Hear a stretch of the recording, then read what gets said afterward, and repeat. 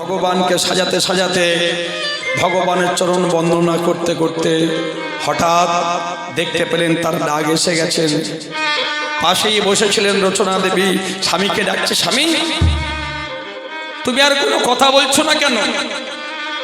তুমি এই তো বেদের মন্ত্র উচ্চারণ করছিলে, আমি উলুধ্বনি করছিলাম, তুমি একটু আগে আরতি করছিলে, আমি শঙ্করধ্বনি করছিলাম, কি হয়েছে তোমার? ভগবান শ্রী বিষ্ণুর চরণে ঢলে পড়ল দেহটা, স্বামী। কিন্তু কে কথা বলবে? ভগবানের ডাক যদি একবার আসে, যেমন আমাদের আর পিছন পানে তাকানোর সময় হয় না। খাঁচা ছেড়ে চলে গেল প্রাণ পাখিটা। ব্রাহ্মণ পাড়া সবাইকে ডাকা হলো। সবাইকে ডেকে আনার পরে কাঁধে করে মরাটা নিয়ে সবটা নিয়ে চলল শ্মশান ঘাটে।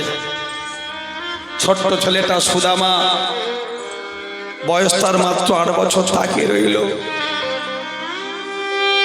মাতা রচনা দেবী ভগবানকে বলল, হে ভগবান, এই সংসার তো তুমি দিয়েছো, স্বামী তুমি দিয়েছিলে, তোমার কাছে চেয়েছিলাম একটা সন্তান, আর সেই সন্তানের বিনিময়ে তুমি আমার স্বামীটাকে কেড়ে নিলে। এ তুমি কি করলে দয়াময়? আমি তোমার কাছে তো এটা চাইনি। দাউ দাউ করে চিতা জ্বলে উঠল। মাতা রচনা দেবী মনে বড় আক্ষেপ। ছোট ছেলেটার হাত ধরে নিয়ে যখন গ্রামে গ্রামে ভিক্ষা করতে যায়, কেউ দেয় 1 মুঠো চাল, কেউ দেয় ডাল, আবার কেউ দেয় মুখ ভরা গালাগাল। ভগবানের উদ্দেশ্যে কেঁদে কেঁদে বলে, দয়াময়, তোমার চরণটা ধরে সারাটা জীবন আমি পড়েছিলাম। আমি ব্রাহ্মণ ঘরণী, সতী সাবিত্রী নারী, আমার ভাগ্যে তুমি এমন কষ্ট দিলে। ছোট্ট ছেলেটাকে হাত ধরে নিয়ে যায় আর বলে, কেন আড়ালে আড়ালে রবে গো, আড়ালে আড়ালে রবে গো, আড়ালে আড়ালে রবে, আর কত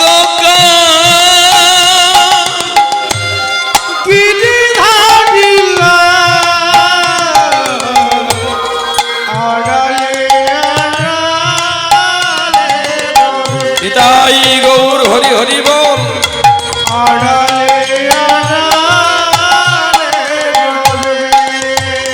ছোট্ট ছোটটাকে হাত ধরে নিয়ে যায় মায়েরা। ও মা, যতদিন স্বামী বেঁচে থাকে ততদিন সেই স্বামীকে অনেক মায়েরা বেশি গুরুত্ব দেয় না, কিন্তু সিঁদুরটা যে কি বস্তু, স্বামীটা যে কি বস্তু, এই আজকে যারা হরিনাম শুনতে এসেছেন, যারা স্বামীর চরণে প্রণাম করে এসেছেন বা স্বামীকে সঙ্গে করে এনেছেন, তাদের কীর্তন শোনাটা, তাদের ভজনটা কিন্তু আলাদা। প্রতি ধ্যান, প্রতি জ্ঞান, প্রতি চিন্তা মনেই প্রতি ছাড়া আমি যেন স্বামী হারা ফোনেই। ছোট্ট ছেলেরা হাত ধরে নিয়ে এমন করে রাস্তা দিয়ে যায়। এদিকে ভগবান শ্রীকৃষ্ণচন্দ্র চিন্তা করেন। ভাগবত বলছেন, 11 সঙ্গে ব্রজের সঙ্গে, 12 সঙ্গে মথুরা, 13 সঙ্গে পাণ্ডব সেনা, 89 সন্ধ্যারকা। বৃন্দাবনের মাটিতে ভগবান হরি বল 11 বছর 10 মাস 26 দিন লীলা করেছিলেন। সেই ভগবান কোথায় চলে এলেন? সেই ভগবান মথুরায় চলে এলেন। আর মথুরায় এসে ভগবান বসুদেব দেবকীকে উদ্ধার করলেন, যারা কারাগারে বন্দী হয়েছিল। চানুর মুষ্টিকে বধ করলেন, কংসকে ধ্বংস করলেন। যদা যদা হি ধর্মস্য গ্লানির ভবতি ভারত, ভবতি ভারত, অভ্যুত্থানম ধর্মস্য তদাত্মনং সৃজম্মহ, পরিত্রাণায় সাধনাং বিনাশায় চ দুষ্কৃতম, ধর্ম সংস্থাপনার্থায় সম্ভবামি যুগে যুগে, সম্ভবামি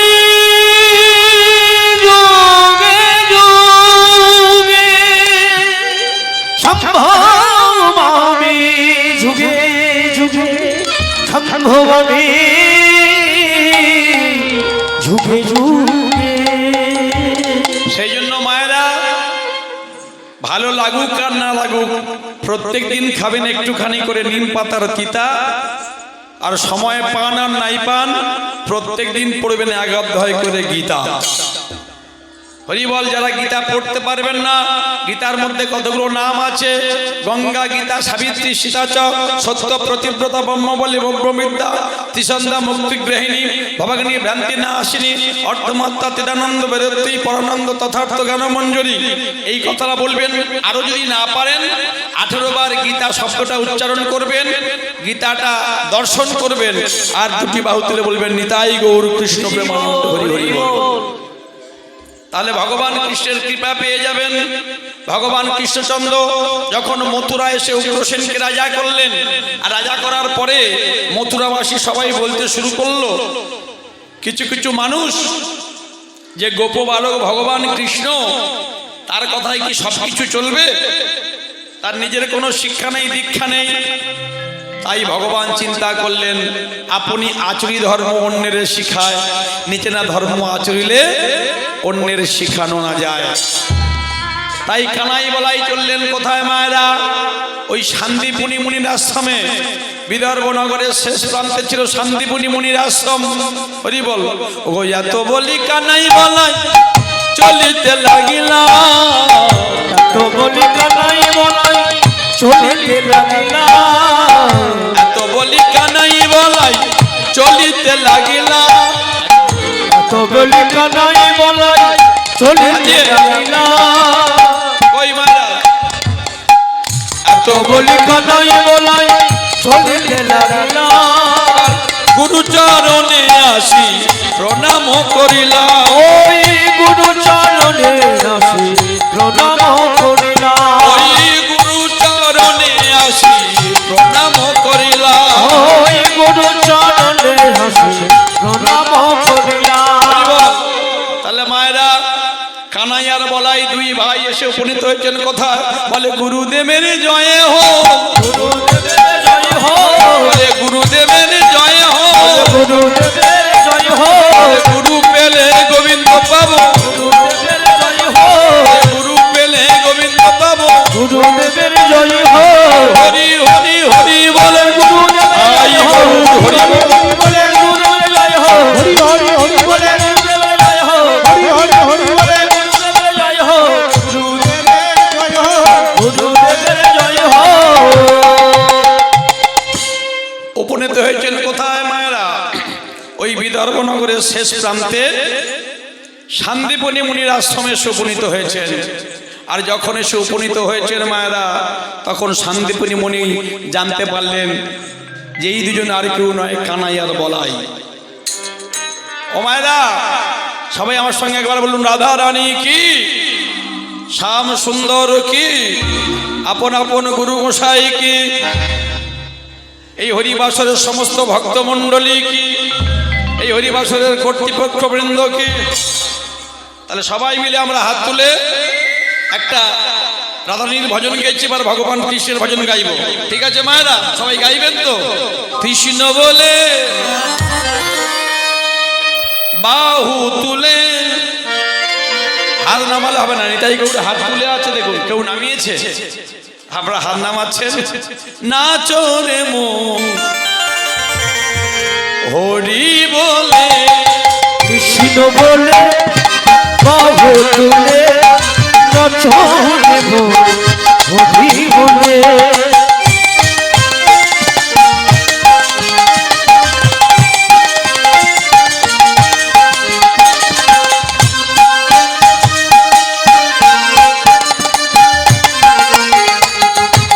উলুধ্বনি উলুধ্বনি হয়। কৃষ্ণ বলে বাহু তুলে নাচনে মন হরি বলে। মনের জ্বালা যাবে দূরে, কৃষ্ণ প্রেম উদয় হবে, মনের জ্বালা যাবে দূরে। কৃষ্ণ প্রেম উদয় হবে।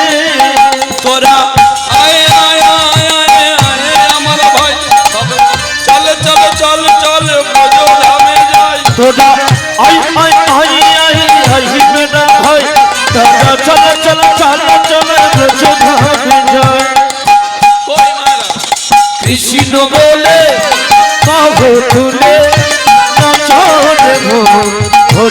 বলে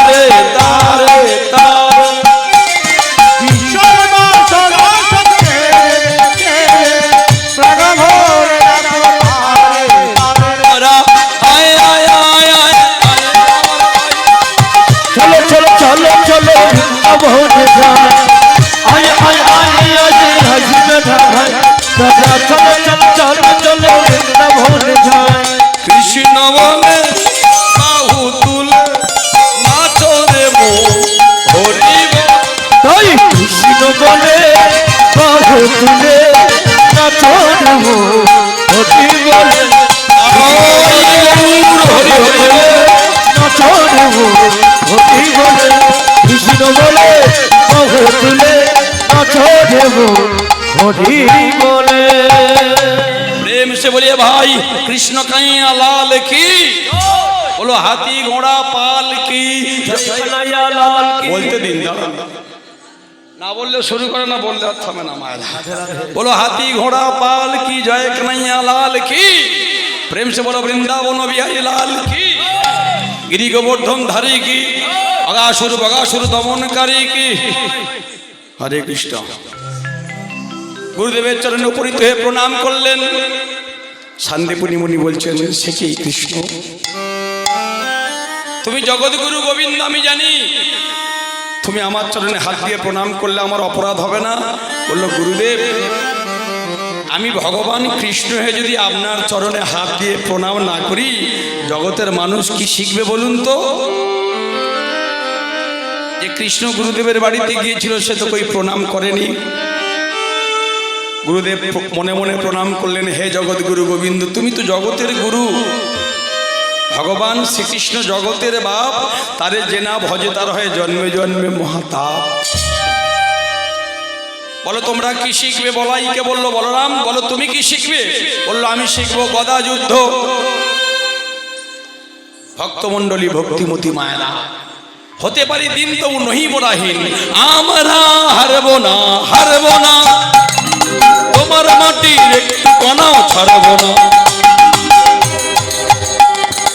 আমরা হারব না তোমার মাটির একটু কণাও ছাড়ব না আমরা আকাশ থেকে বজ্র হয়ে পড়তে জানি তোমার ভয় নেই মা আমরা প্রতিবাদ করতে জানি মা গো ভাবনা কেন আমরা তোমার শান্তি প্রিয় শান্ত ছেলে প্রভু শত্রু এলে অস্ত্র হাতে ধরতে জানি তোমার ভয় নেই মায়া আমরা প্রতিবাদ করতে জানি তাই গৌর হরি হরি বল মা গো ভাবনা কেন মা গো ভাবনা কেন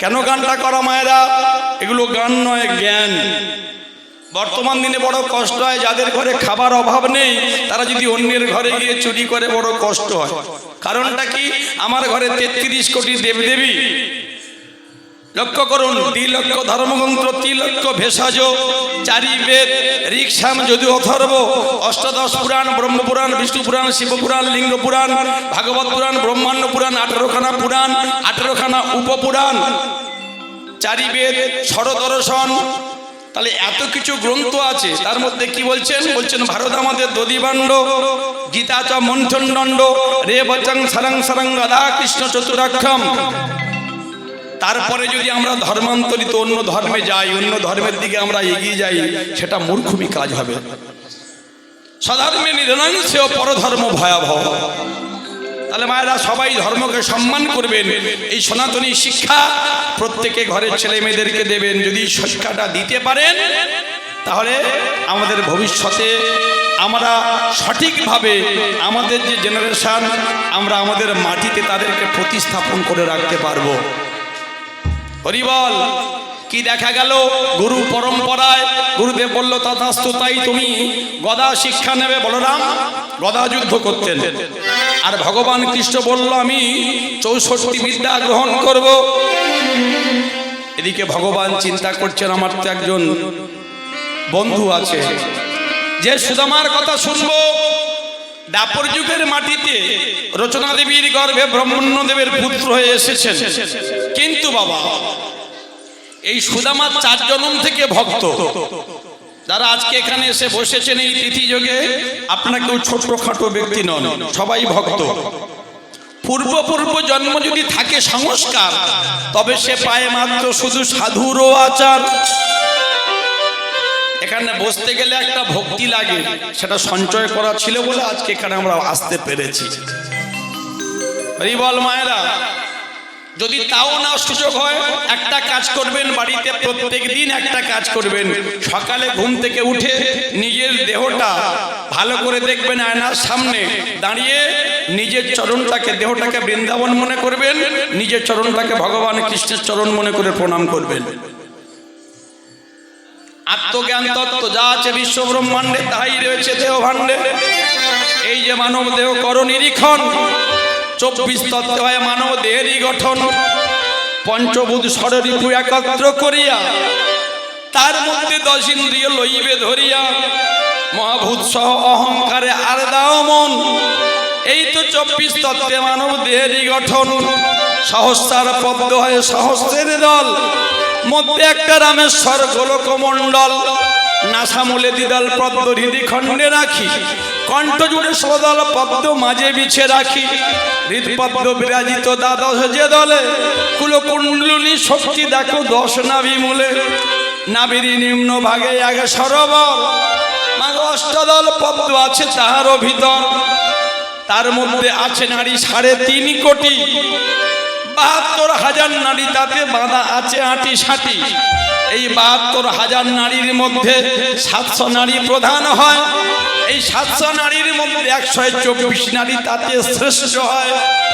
এই 124 নারীর মধ্যে 32 নারী দেখো বিশ্বভুবন ভরি মাজিয়া হইল উল্লেখ।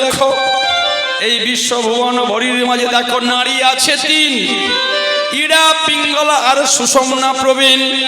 বাম দিকির আর ডাইনে পিঙ্গলা, মধ্যিখানে সুষমনা নারী চক্রাকারে রইলা। সহস্রার থেকে যে রস ঝরে পড়ে, কুহু নারীর মধ্য দিয়া যায় যে শরীরে, ওইখানে হইতে রস আবার ঊর্ধ্বমুখী হয়, সেটা গিয়ে কুলকুণ্ডলিনীর শিরে পড়ে ভাই। যদি কেউ আলিয়া বাটা ব্যাঙের মতো উল্টো করিতে পারে, গুরু কৃপায় সেই রস 1 বিন্দু যদি কেউ পান করিতে পারে, তার এই দেহখানা বৃন্দাবন হয়ে গেল। প্রেমানন্দে সবাই মিলে একবার হরি বল হরি বল। তাহলে ভক্তমণ্ডলী দল আসছে কি? জয় রাধে গোবিন্দ মায়েরা। এইবার কি দেখা গেল? ভগবান গোবিন্দ আমার আকর্ষণ করলেন কাকে? ওই সুদামা। সুদামা কে ছিল না? সুদামা ভগবান নারায়ণের একটা অংশ। সত্য যুগে সুদামা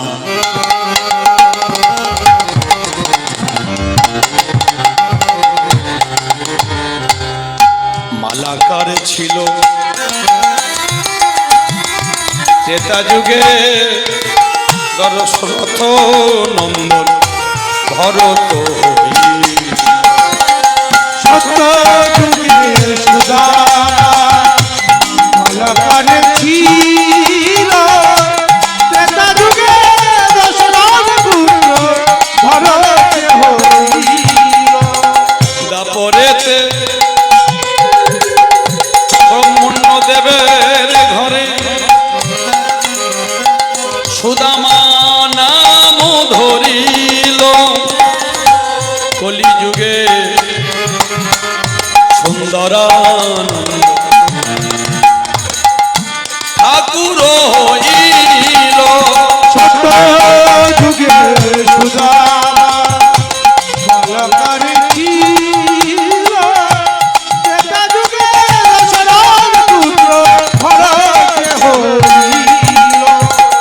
ভরত ছিল, ভরত ছিল, যে ভরত ছিল,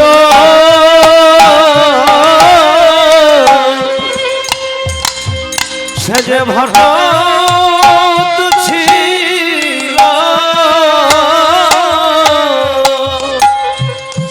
সে যে ভরত ছিল।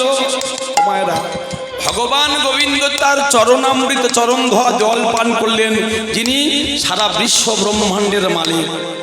তাহলে কি এমন কর্ম রেখে করেছিল? ত্রেতা যুগে এই সুদামা ভরত ছিল, সত্য যুগে মালাকার মালিক ছেলে ছিল। সে যে ভরত ছিল, সে যে ভরত ছিল, সে যে ভরত ছিল, ভরত ছিল।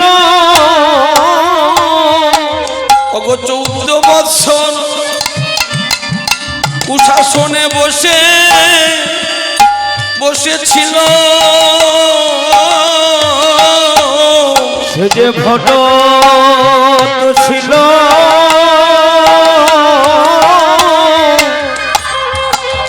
ভরত ছিল। এই সুদামা লীলা সাধন করতে গেলে আপনাকে রামায়ণে একটু প্রবেশ করতে হবে। মায়েরা, রাজা দশরথ কি শিক্ষা দিচ্ছেন দেখুন সনাতন ধর্মে। বর্তমান দিনে আমরা ভাই ভাইয়ে 1 বিঘা জমির জন্য, 1 হাত জমির জন্য আমরা লাঠালাঠি করি, মাওলা মকদ্দমা করি, ভাইকে জব্দ করতে গিয়ে বিধর্মীদের আমাদের ঘরের মধ্যে বসিয়ে রাখি। খবরদার, এটা করবেন না। এই কীর্তন থেকে এই শিক্ষাটা আমরা নেব, এই সনাতনী শিক্ষা। বশিষ্ঠ মুনি বললেন, শোনো দশরথ, তুমি তোমার জ্যেষ্ঠ পুত্র রামচন্দ্রকে রাজা করো, সে যোগ্যবান পুরুষ। রাজা দশরথ ঘোষণা করে দিলেন। আর কৌশল্যা, কৈকেয়ী, সুমিত্রা সবাই সোনার হার নিয়ে সমস্ত দাস দাসী সবাইকে প্রত্যেকের গলায় পরিয়ে দিচ্ছে। কি আনন্দ! অযোধ্যার রাজা হবে রামচন্দ্র। আর সঙ্গে সঙ্গে কৈকেয়ী কি করলেন? একটা সোনার হার নিয়ে যখন তার দাসী, ছোটবেলাকার দাসী মন্থরার গলায় পরিয়ে দিয়েছে, আর পরানোর সঙ্গে সঙ্গে মন্থরা কি করলো? মন্থরা কথার মানে কি? যার মনটা হচ্ছে কুটিল, যার মনটা আবর্জনা পূর্ণ, সঙ্গে সঙ্গে হাতটা নিয়ে দূর করে ছেড়ে ফেলে। কৈকেয়ী বলল, কিরে মন্থরা, তুই তো আমার দাসী, আমায় কে কয় রাজা? আমার বাবা। তুই আমার সঙ্গে সেখান থেকে এসেছিস, আজকে দুর্ব্যবহার করলি কেন? সৎ সঙ্গে স্বর্গবাস, অসৎ সঙ্গে বংশনাশ।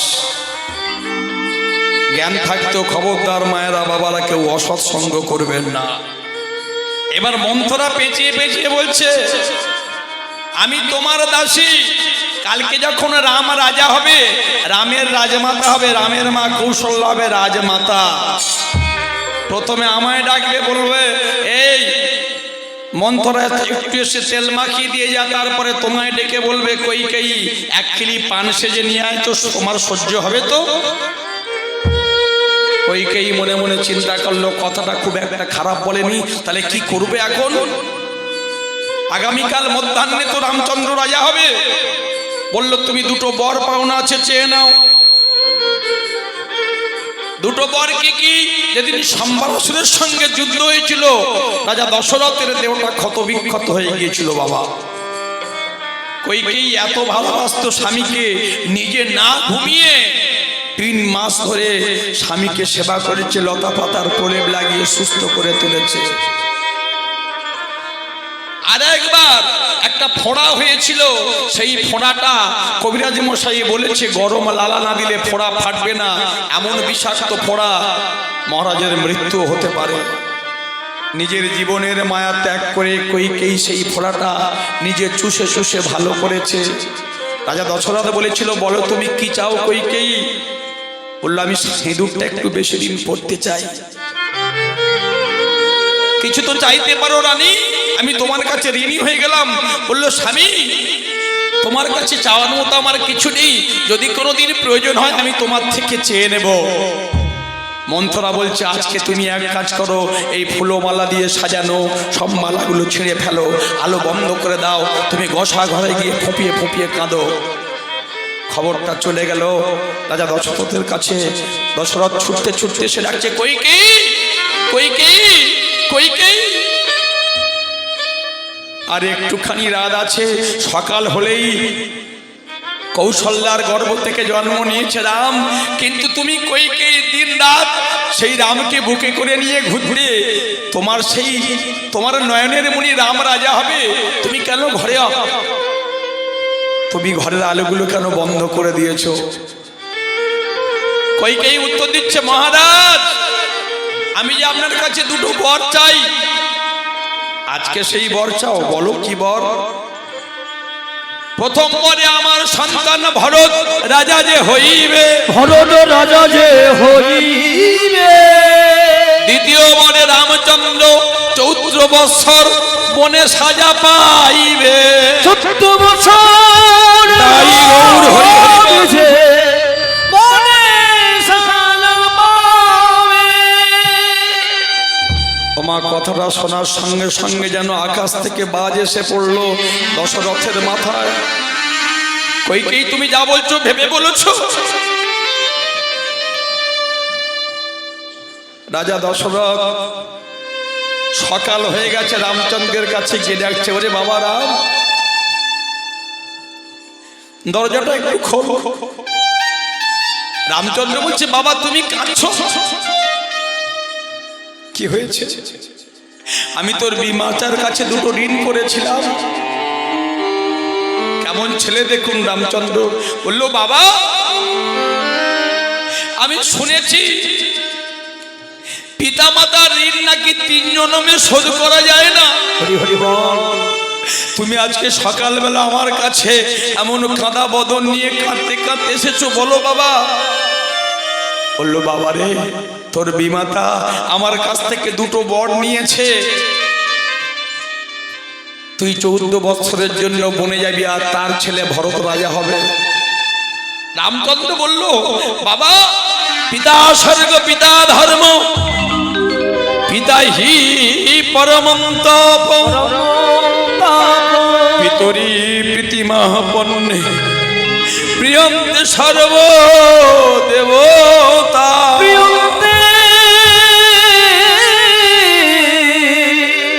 প্রিয়ন্তে সর্ব দেবতা। যতই যাও না মন্দির মসজিদ, যতই যাও না তীর্থস্থান, আর ঘরের পিতা মাতাকে না প্রণাম করলে কোনোদিন তুমি পাবে না ভগবান। নিতাই গৌর হরি হরি বল। তোমার ঘরের ভগবান তো ঘরে বসে আছে, হরি বল। রামচন্দ্র পিতার চরণে প্রণাম করে বলল বাবা, তোমাকে সুখ দিতে গিয়ে তুমি যে ক্ষত্রিয়, তোমার মুখের কথা তো কোনোদিন নড়বে না। তোমাকে সুখ দেওয়ার জন্য 14 বৎসর নয়, যদি 14 কোটি বৎসর বনবাসী হয়ে থাকতে হয়, আমি তোমার চরণ স্পর্শ করে প্রতিজ্ঞা করলাম, আমি তোমার জন্য 14 কোটি বৎসর বনে কাটাতে আমি রাজি আছি। নিতাই গৌর হরি হরি হরি। কি শিক্ষা জগৎকে দিলেন প্রভু রামচন্দ্র। চললেন, মা সীতা দেবী, লক্ষ্মণ ঠাকুর সবাই চললেন। পঞ্চবটী বনে এসে কুটির নির্মাণ করেছেন। খবরটা চলে গেল, মাতুল কুলে ছিল ভরত। ভরত সংবাদটা পেয়ে হন্তদন্ত এসে দেখলো অযোধ্যাপুরীর কি দুর্দশা। মায়ের কাছে গেল, মা আমার দাদাকে তুমি বনে পাঠিয়েছো, ওরে তুই রাজা হবি। বললো মা এই কথা শোনার আগে তুমি কেন আমাকে বিষ খাইতে মেরে ফেললে না? ছুটতে ছুটতে গেল বাবার ঘরে। মৃত্যু শয্যায় রাজা দশরথ ছটফট করছে। এ কি করেছো বাবা? অন্যায় করেছো। জগতে যারা স্থির কথায় বস, তাদের কোনোদিন কোথাও হয় না যশ। ছুটতে ছুটতে গেল পঞ্চবটী বনে। পঞ্চবটী বনে গিয়ে